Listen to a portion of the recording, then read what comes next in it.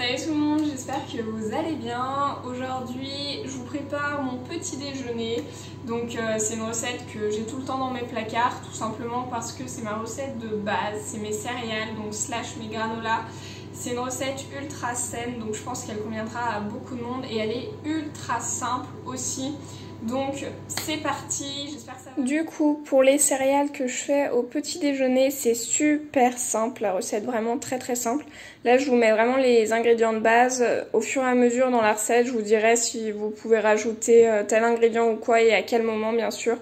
Donc pour la recette de base, il vous faut du beurre de cacahuète, en tout cas un beurre d'oléagineux. Moi je préfère le beurre de cacahuète, je trouve que ça donne un super bon goût.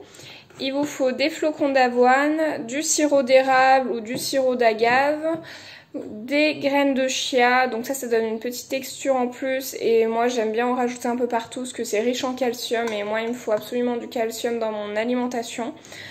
Et de la compote de pommes. Vraiment, il vous faut que ça. C'est vraiment les ingrédients de base. Moi, j'aime bien les faire simples, juste avec ça.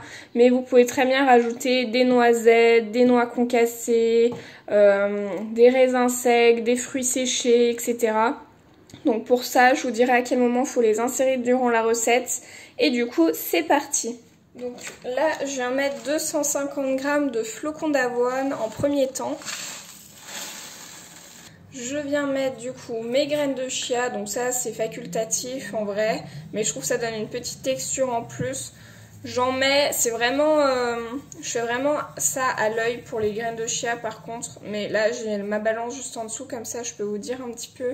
Donc j'en ai mis 32 g, donc vous en mettez 30 g. À partir de ce moment-là, vous pouvez rajouter tout ce qui est oléagineux si vous voulez rajouter de la noisette concassée, des noix concassées, noix de pécan, etc.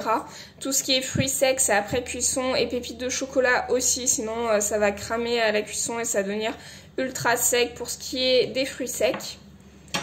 Donc moi je vais le faire nature aujourd'hui parce que j'aime bien le faire nature tout simplement. Je vais rajouter mon petit beurre de cacahuète. Hop. Donc là, j'ai 40 g de beurre de cacahuète. Ensuite, je viens rajouter ma compote de pommes. Donc là, compote de pommes, j'en mets environ 100 g. Donc c'est de la compote de pommes non sucrée. J'ai trop le seum, ça a coupé. J'ai mis 2 cuillères et demie à soupe de sirop d'érable. Vous en mettez 5 cuillères à soupe parce que moi j'aime vraiment quand c'est pas du tout sucré, mais vraiment pas, c'est-à-dire qu'on sent même pas que c'est sucré. C'est mes goûts, le matin j'aime vraiment pas sentir quelque chose d'hyper salé ou d'hyper sucré.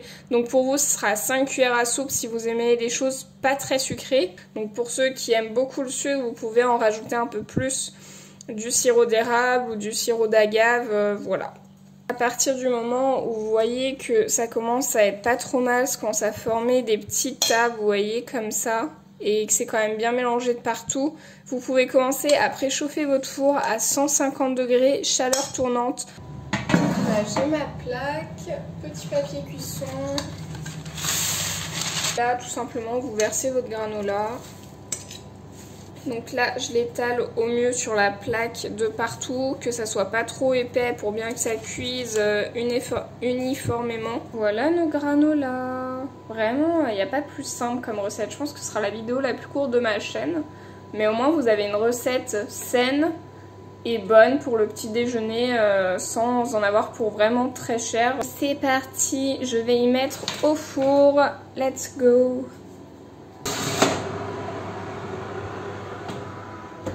Donc là, c'est très important par contre que vous reveniez voir ça toutes les 10 minutes parce que ça peut cramer dans le four. Même si c'est qu'à 150 degrés, il faut vraiment faire très attention au niveau de la cuisson. Du coup, voilà. Donc c'est vraiment très important de bien regarder la cuisson toutes les 10 minutes comme je vous dis. Parce que moi, ça m'est déjà arrivé plusieurs fois que ça crame dans le four. Genre, je les ai laissés juste 2 minutes de plus et c'était déjà trop. Donc vraiment faire très attention. Là vous en avez environ pour une vingtaine de minutes au niveau de la cuisson, donc vraiment rien. Moi normalement ça me suffit, je vérifie 2 fois, donc à partir de 10 minutes on va remuer un petit coup. Et la deuxième fois quand je viens voir, souvent c'est cuit, et si c'est pas cuit je remue une deuxième fois et je laisse 5 minutes et normalement c'est bon.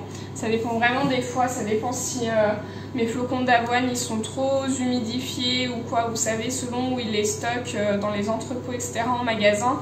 Votre farine, tout ce qui est céréalier et tout, c'est plus ou moins sec que d'autres paquets. Du coup, à bien vérifier au four. Ça fait 10 minutes, donc on regarde, on le sort, hop, on remue et après on remet bien partout et on remet au four 10 minutes. Donc très très simple, vous voyez. C'est super simple comme recette, vous pouvez toucher un peu, faut pas que ça soit mou hein, par contre, faut vraiment que ça soit dur. Et du coup là je les remets au four durant 10 minutes. Là je l'ai laissé 15 minutes au lieu de 10 minutes. Hop, je le sors du four. Et voilà, mon granola est prêt. Vous le laissez refroidir, puis vous le mettez dans une boîte en métal ou quelque chose comme ça. Moi je le mets tout le temps dans une boîte en métal parce qu'il garde toujours son croquant en faisant de cette manière-là. Donc je vais laisser refroidir une bonne heure et puis après je pourrai le transférer et puis c'est prêt.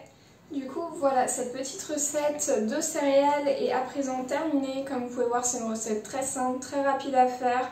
Vous savez ce qu'il y a à l'intérieur, vous pouvez très bien rajouter des toppings comme je vous ai dit tout au long de la vidéo. Donc c'est vraiment selon vos goûts. Moi je l'ai vraiment fait nature, mais vous pouvez très bien rajouter noisettes, noix, chocolat, fruits secs, vraiment tout ce que vous voulez et ça sera parfait. Toute la liste des ingrédients est dans la barre d'infos, donc surtout n'hésitez pas à aller checker évidemment. Et puis nous on se retrouve demain pour une prochaine vidéo et comme d'habitude prenez soin de vous. Bye!